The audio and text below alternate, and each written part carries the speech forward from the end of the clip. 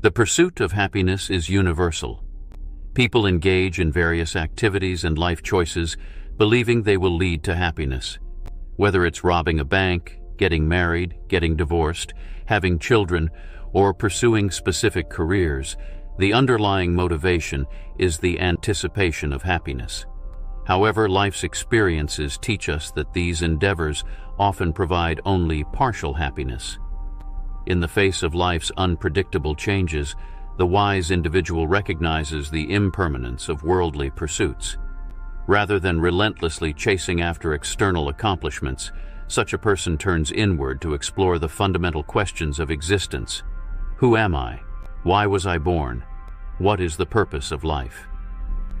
Reflecting on these inquiries, the inner guru, the self, may guide one towards a spiritual path.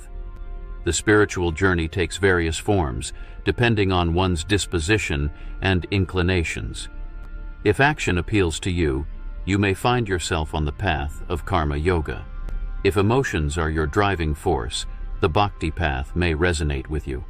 Alternatively, if intellectual pursuits captivate you, the jnani path could be your chosen course. Each of these paths offers a way to understand oneself and attain a deeper, more profound sense of happiness beyond the transient nature of worldly pursuits. Many intellectuals, when embarking on the Jnana Marga path, make a common mistake.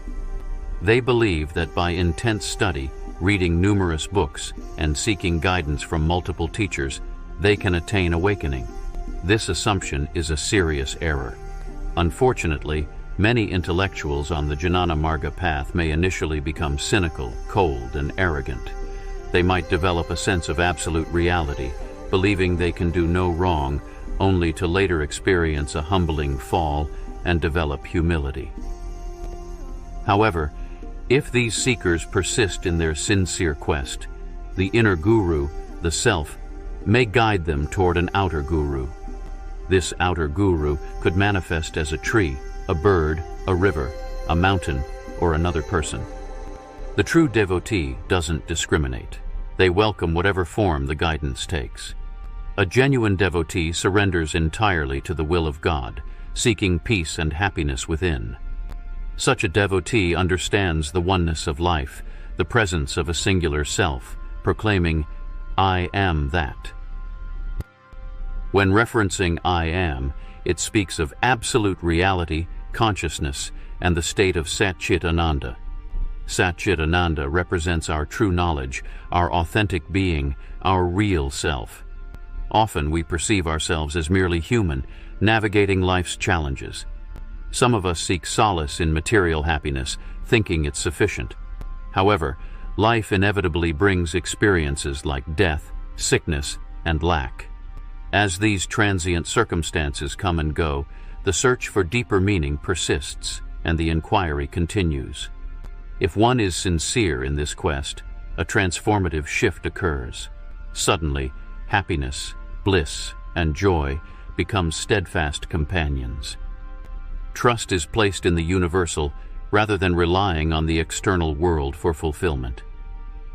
The realization dawns that the sought-after happiness is inherent within, prompting a profound journey.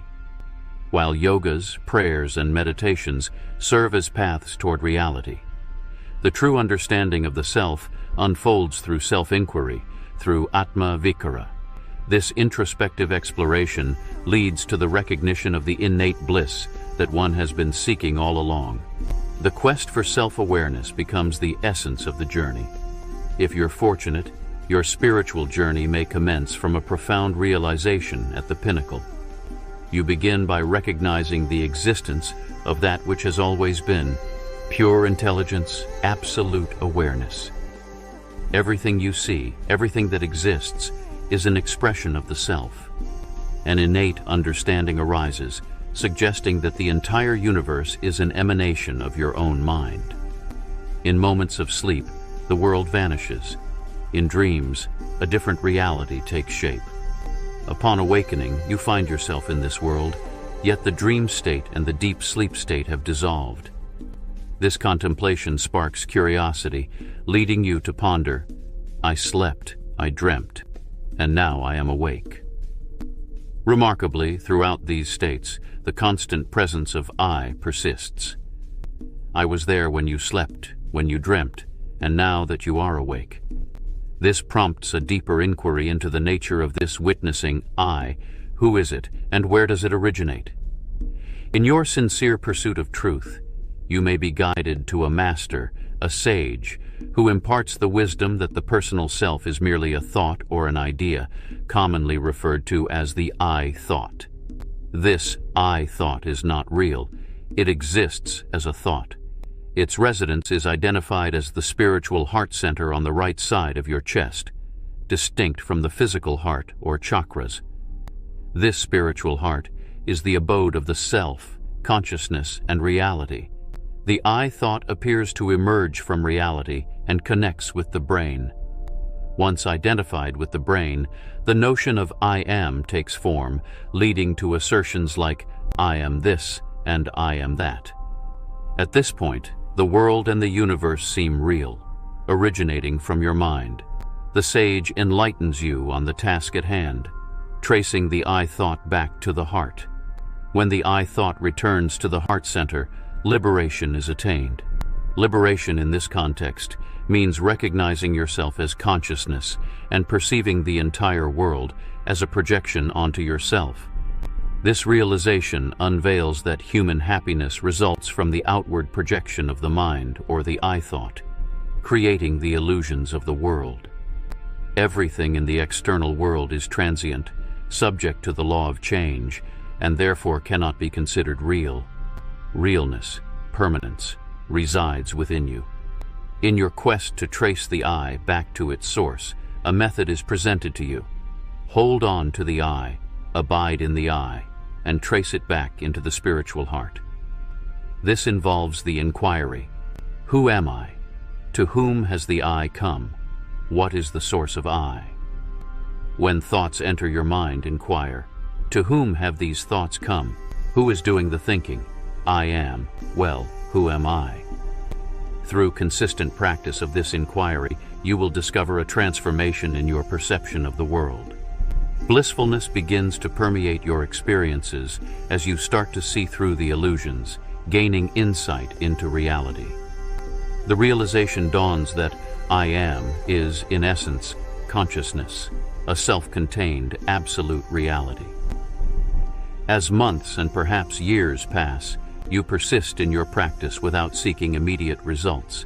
Unfazed by external conditions, you refrain from reacting, allowing your humanhood to gradually dissolve. Identifying with the self under all circumstances, you reach a point where your personality fades away. You evolve into that which you have been seeking, and life takes on a newfound simplicity. Struggles and fights for survival become obsolete, fear dissipates, and you realize you are neither the body, nor the mind, nor the doer, all surrendered to the self. In this state, you are no longer bound by the constraints of personality. You have attained freedom, experiencing absolute bliss. The understanding dawns that all is well, and everything unfolds as it should. The concept of birth and death loses its hold. You recognize you were never born, and there will never be a time when you die. You have transcended, risen above. The need to possess or own anything diminishes, yet you partake in the goodness of the world. Satisfied and happy, you have found a profound contentment in the simplicity of being. This experience cannot be explained or shared verbally, but those who enter your presence feel the ever-present grace emanating from you. However, there is no